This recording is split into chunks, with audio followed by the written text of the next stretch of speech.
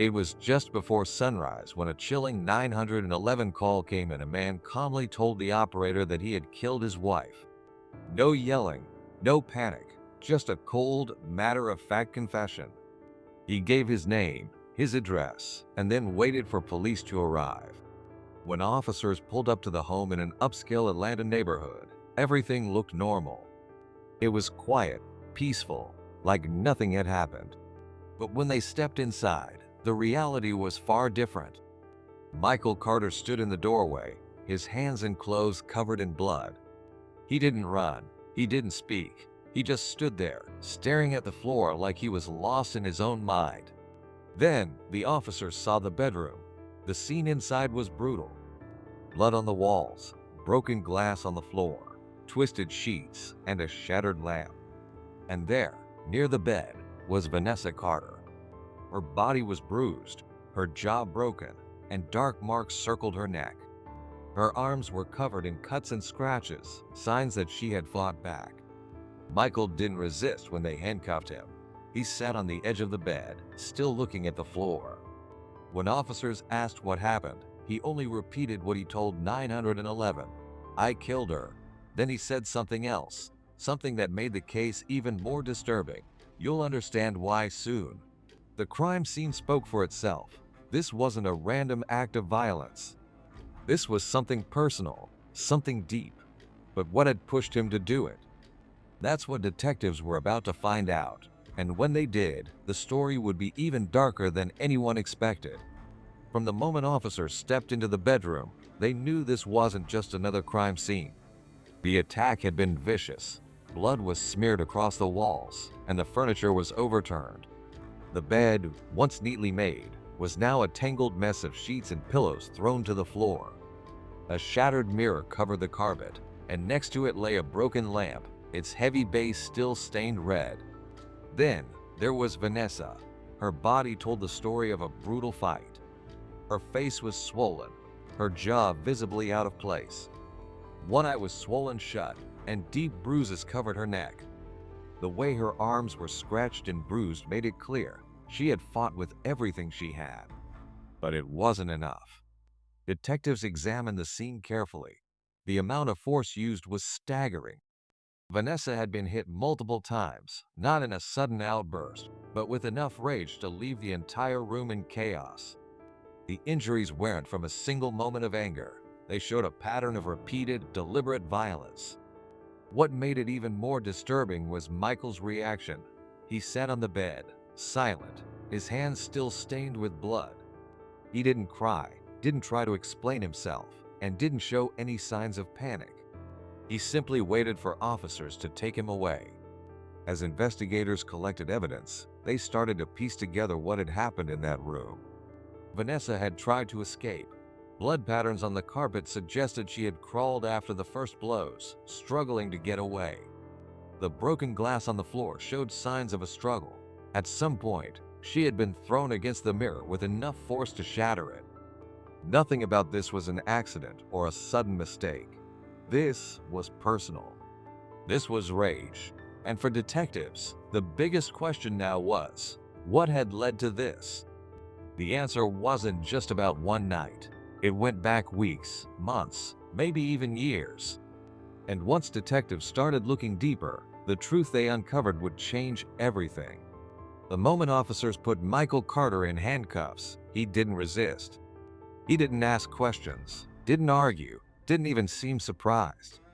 He moved like a man who had already accepted his fate. As they led him out of the house, the early morning light was just beginning to creep over the horizon. Neighbors were still asleep, unaware that one of the most shocking crimes in the city had just unfolded right next door. Inside, forensic teams got to work. Every inch of the bedroom was carefully documented. Every bloodstain, every broken object, every piece of shattered glass. The evidence painted a clear picture. Vanessa had tried to fight back. She had crawled, struggled, and done everything she could to escape. But the attack had been too overwhelming. Outside, officers placed Michael in the back of a police car. He sat still, staring straight ahead, showing no emotion. The officer in charge read him his rights. But it didn't seem to matter. He wasn't reacting. He wasn't even listening. When they asked him if he had anything to say, he repeated the same words he had told 911. "I killed her." Back at the station, Michael was processed. Fingerprints, mugshot, paperwork. He followed every instruction without hesitation, as if he had already prepared himself for this moment. He never asked for a lawyer, never tried to explain, never showed any remorse. It was like he had made peace with what he had done long before the police even arrived. By mid-morning, detectives had enough evidence to start piecing together the timeline. Neighbors reported hearing a loud crash around 4:30 a.m., but no one thought much of it at the time. It wasn't until they saw flashing police lights that they realized something terrible had happened. The next step was questioning Michael. Detectives needed answers. Why did he do it? What led to this level of violence? But when they finally sat him down for interrogation, his response was as cold as the crime itself. You'll understand why soon. At that moment, investigators knew they weren't just dealing with a man who had lost control. There was something deeper behind this murder, something they hadn't uncovered yet. And once they started digging, what they found would turn this case into one of the most talked about crimes in years. By the next morning, investigators secured a warrant to search the Carter home. They needed to understand what led to the murder, what made Michael go from a successful businessman to a man who calmly confessed to killing his wife. They combed through every room, looking for anything that could give them answers. Then, in Vanessa's home office, they found something that changed everything. Inside a locked drawer was her laptop. The device was password protected, but it didn't take long for forensic experts to crack it. Hidden deep inside a folder labeled work files, they discovered more than a dozen video recordings. What they contained was worse than anyone had imagined. Each video showed Vanessa with different men. Some were strangers. Others were people Michael knew, his own acquaintances, even business associates. The timestamps on the files were shocking. Some were recorded weeks before the wedding, others just days before her death. But it wasn't just the affairs that caught investigators' attention, it was the location. Several of the videos were filmed inside the very bedroom where Vanessa was murdered. The same bed, the same mirror, the same space she had shared with Michael as his wife. The discovery sent a ripple through the investigation. This wasn't just about infidelity. Vanessa had been living a double life right under Michael's nose. And when detectives checked her phone, the situation became even clearer. Her text messages showed conversations with multiple lovers. She had mocked Michael behind his back, laughing about how clueless he was. She called him obsessed and pathetic. One message, dated just 2 days before her murder, stood out the most. He found some of the videos, LOL. I told him to get over it. There was no fear in her words, no concern that Michael might react. Just confidence that he would never do anything about it. Detectives now had a motive. They knew what had pushed Michael over the edge. But one question remained. When did he find out? And what happened between that moment and the murder? To answer that, they had to go back to where it all began. To the wedding. To the perfect life that was nothing more than an illusion. As investigators dug deeper, the picture became clearer. Michael Carter wasn't just a husband who found out his wife was cheating. He was a man who had been humiliated, mocked, and betrayed in a way few could imagine. The text messages on Vanessa's phone showed her complete disregard for the marriage. She didn't just cheat, she made a joke out of it. In private conversations with her lovers, she bragged about how Michael had no idea. She called him desperate, blind, and pathetic. But the text that stood out the most was from the night before the murder. He found some of the videos. LOL. I told him to get over it. She wasn't worried. She didn't apologize. She laughed about it. Detectives now had a motive. The discovery of these videos wasn't just painful, it was public humiliation. Michael wasn't just betrayed in private. His friends, colleagues, and even business partners had been involved. Some of the men in the recordings were people he trusted. And then there was the location. Vanessa had filmed herself with other men in their home, in their bed, the same place where she had once promised forever. Michael hadn't just lost his wife, he had lost his dignity. The timeline showed that he likely discovered the videos on March 7, 2013, just one day before the murder. That was the moment everything changed. At that point, investigators stopped looking at this as just another domestic crime. This was something else, something deeper. Michael Carter didn't kill Vanessa in the heat of an argument. He didn't walk in on her and lose control. He had time to think, time to react, time to leave if he wanted to. But he didn't. Instead, he sat with that betrayal. He let it sink in. And by the time the sun rose on March 8, 2013, the man he was before was already gone. The next step for investigators was understanding how it all began: the marriage, the lies, and the events that led to that violent morning. And to do that, they had to go back to where it all started: the wedding. Everything about Michael and Vanessa's wedding was designed to be perfect. The location? A private resort in the Bahamas. The guest list? Filled with the wealthy and powerful. The details? Carefully planned. From the white roses lining the aisle to the five-star menu served at the reception. To everyone watching, it looked like a fairy tale. Michael stood at the altar, confident and proud. He had built a successful business, made millions, and now he was marrying the woman he loved. Vanessa walked down the aisle in a designer gown worth more than most people's yearly salary. Her smile was flawless, her eyes locked onto his. In that moment, Michael believed he had everything. But what he didn't know was that hours before she walked down that aisle, Vanessa had been in another man's bed. She had played her part perfectly. For years, she had let Michael believe he had won her over, that he was the love of her life. But behind that perfect smile, there was something else, something colder. Vanessa never saw Michael as her soulmate. To her, he was a stepping stone, a way into the life she wanted: wealth, status, power. He gave her security, but he never had her heart. Her affairs didn't start after the wedding.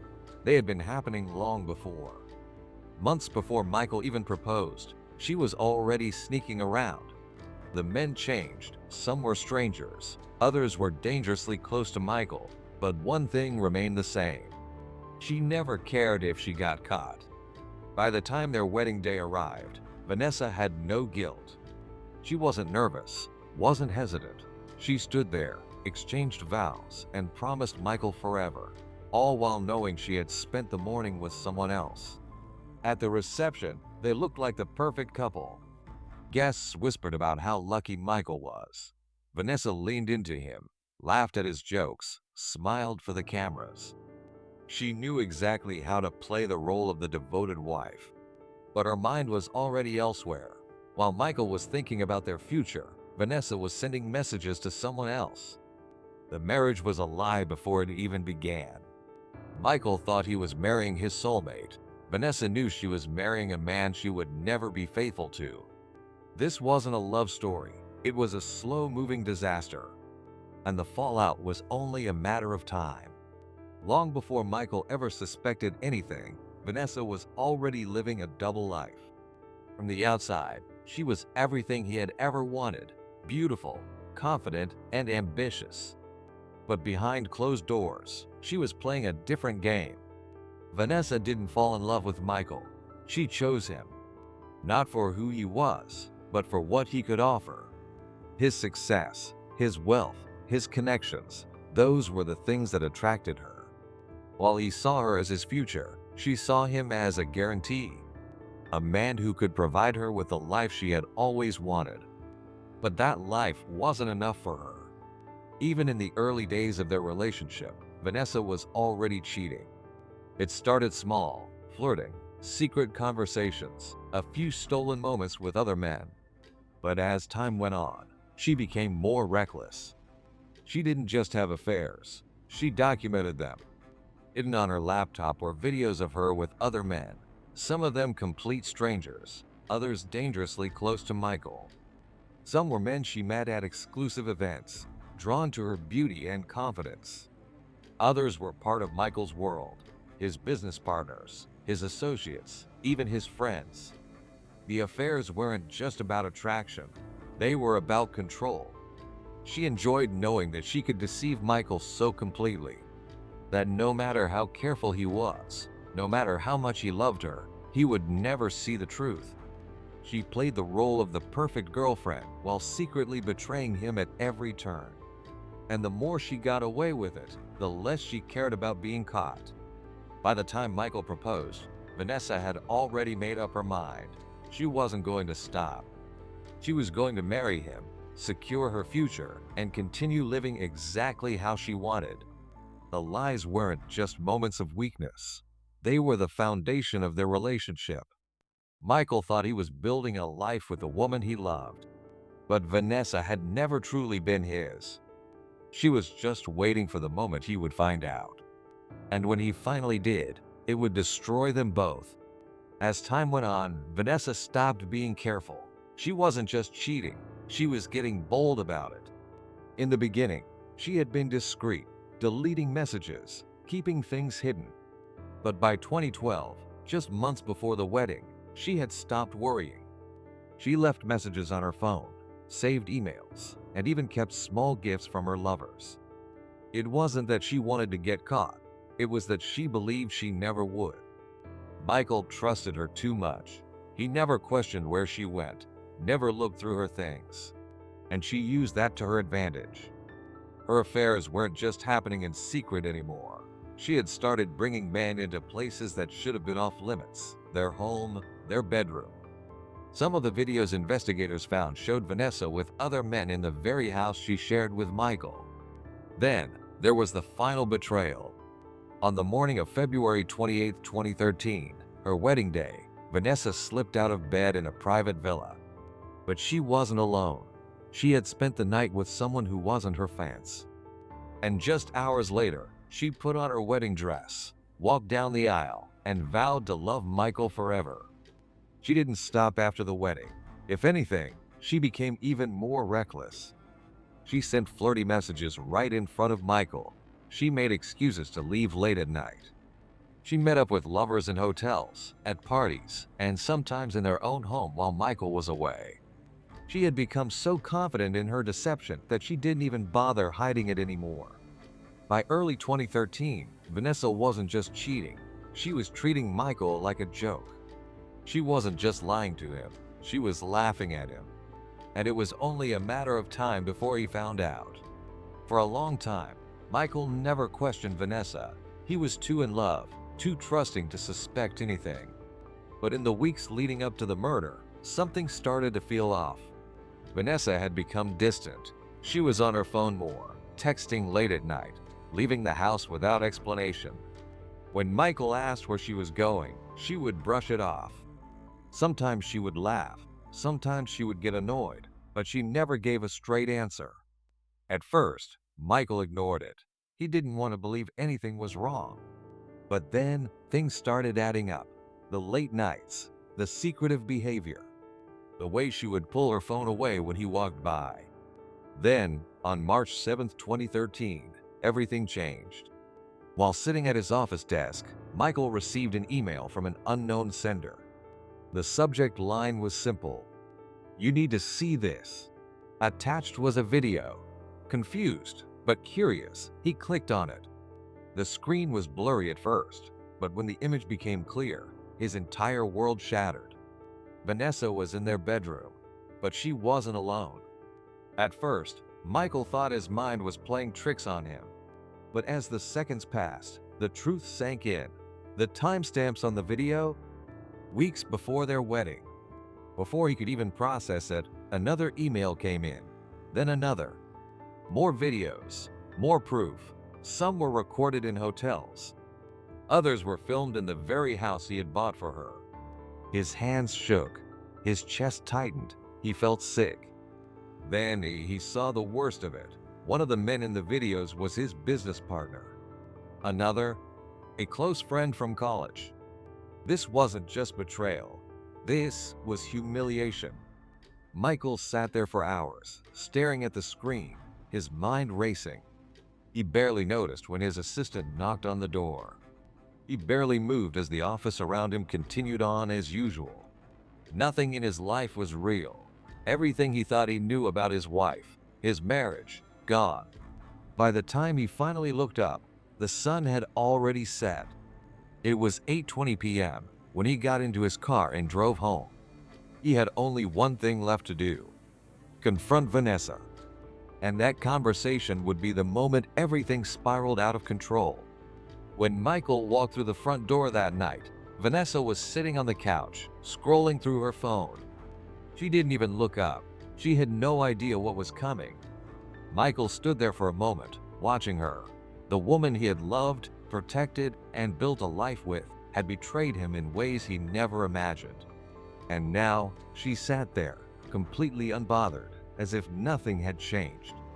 He took a deep breath and finally spoke. "I saw the videos." That was all he said. Nothing else. Vanessa slowly lifted her eyes from her phone, her expression unreadable, but there was no shock, no fear, no guilt. Instead, she smirked. "And?" she said casually, like it was nothing. Michael felt his stomach turn. He had expected denial, excuses, maybe even an apology. But not this. "You've been lying to me this whole time," he said, his voice shaking. Vanessa shrugged. She took a sip of her wine, as if this was just another normal night. "You're overreacting," she said. Overreacting. Michael couldn't believe what he was hearing. His whole world had just fallen apart, and she acted like it didn't matter. "I gave you everything," he said, his fists clenching at his sides. "I built a life for us. I trusted you." Vanessa laughed. "Oh, Michael," she said, shaking her head. "You're so dramatic." He stared at her, stunned. It wasn't just the betrayal. It was the way she enjoyed it, the way she mocked him. She didn't just cheat. She wanted him to know. She wanted to see him suffer. That was the moment something inside him cracked. Michael didn't yell. He didn't throw anything. He just turned around and walked out. He got into his car and drove. He had no idea where he was going. His hands gripped the wheel so tightly his knuckles turned white. His mind raced through every moment of their relationship, every lie, every time she had played him for a fool. By the time he pulled into the driveway hours later, he wasn't the same man who had left.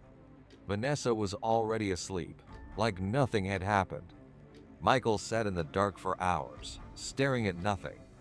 His heart pounded in his chest, his breathing slow and heavy. And by the time the sun came up, the decision had already been made. The house was silent when Michael finally stood up. His mind was numb. His hands felt cold. Every part of him was empty, except for one thought. This had to end. It was 4:30 a.m. when he walked into the bedroom. Vanessa was still asleep, curled under the blankets like nothing had happened. The same woman who had laughed at him just hours earlier. The same woman who had betrayed him over and over.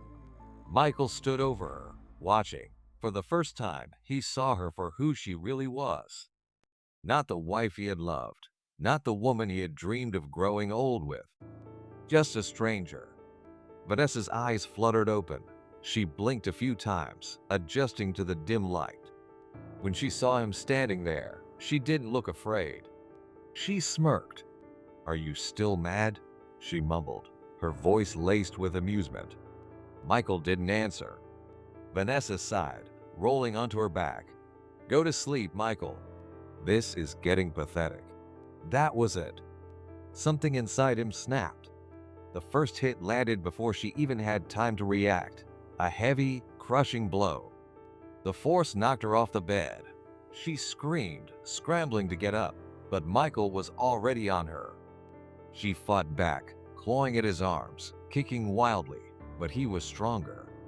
His hands wrapped around her throat.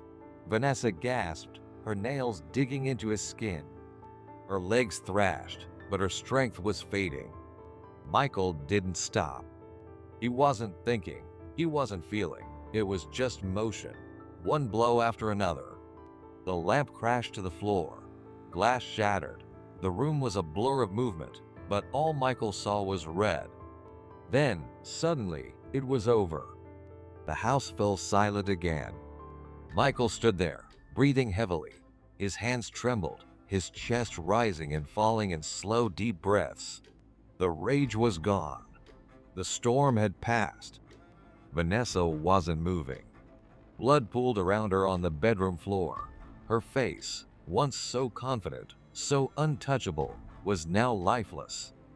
Michael stared at her, waiting to feel something: regret, relief, panic. But there was nothing, just silence. It was 5:47 a.m. when he picked up his phone and dialed 911.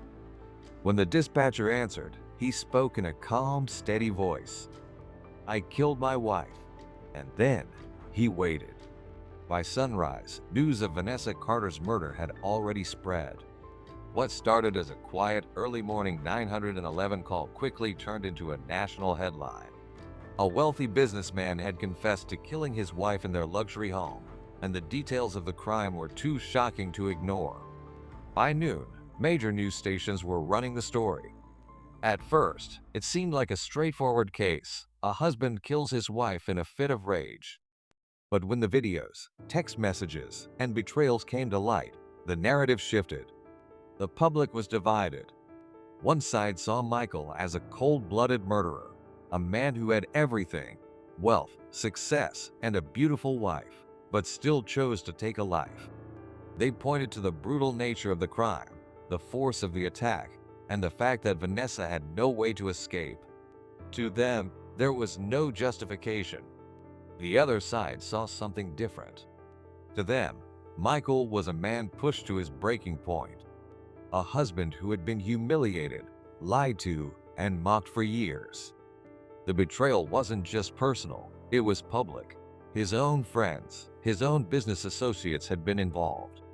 And when he finally found out, he snapped. Some believed anyone in his position would have reacted the same way. Talk shows debated it. Headlines dissected every detail. Social media was flooded with opinions. Was Michael a monster, or was he a victim of Vanessa's deception? And then, there was Vanessa's reputation. Some painted her as the innocent victim of domestic violence. Others saw her as a manipulator who had played a dangerous game and lost. The videos, the messages, the way she had taunted Michael, it was all part of the discussion. For weeks, the media picked apart their marriage, their past, their final moments. Every photo, every social media post, every interview Vanessa had ever given was replayed and analyzed. But while the world argued over who was right and who was wrong, Michael Carter sat in a jail cell, silent. He didn't speak to reporters. He didn't fight the charges. The only thing that mattered now was the trial. And once that started, the truth behind the crime would finally come out. Michael Carter's trial began on August 5, 2013. By then, the case had already been picked apart by the media. Every detail of his marriage, his wife's affairs, and the brutal murder had been debated for months. But now, it was up to a jury to decide his fate. The prosecution painted a clear picture. Michael hadn't just killed his wife. He had beaten her to death in a fit of rage. They showed autopsy reports that detailed deep bruises, broken bones, and defensive wounds on Vanessa's body. The crime scene photos made it obvious. This wasn't a moment of lost control. It was an attack that lasted minutes, long enough for Michael to stop himself. But he didn't. They argued that betrayal wasn't an excuse for murder, that no matter what Vanessa had done, she didn't deserve to die. Michael had a choice. He could have divorced her. He could have walked away. Instead, he made sure she never left that bedroom alive. But the defense had their own story. They didn't deny the crime. Michael had already confessed. Instead, they focused on why it happened. They played the videos in court, the texts, the evidence of Vanessa's years of deception and humiliation. They wanted the jury to understand the emotional destruction Michael had gone through, how he had been tricked, laughed at, and pushed beyond his limit. They argued that this wasn't just murder, it was a man breaking after years of lies. The jury listened to both sides. They saw the evidence, heard from witnesses, watched the footage, and after 3 months of testimony, they made their decision. On November 14, 2013, the verdict was read. Guilty. The judge sentenced Michael Carter to life in prison without parole. Michael didn't react. He didn't cry. He didn't plead for mercy. He just stood there, listening, as if he had already accepted what was coming. By November 16, the debate over the case was still raging. Was justice served? Or had the court ignored the emotional torment that led to the crime? But for Michael, it didn't matter anymore. His life, as he had known it, was over. By December 1, 2013, Michael Carter was transferred to a maximum security prison in Georgia. His new home was a small, windowless cell, a far cry from the luxurious mansion he once lived in. The man who had built a multi-million-dollar empire now had nothing. No business, no freedom, no future. In prison, Michael was just another inmate. No special treatment, no contact with the outside world beyond a few legal visits. He never spoke to reporters. He never tried to justify his actions. He barely interacted with other prisoners. He spent most of his time alone, staring at the walls, replaying the events of that night in his head.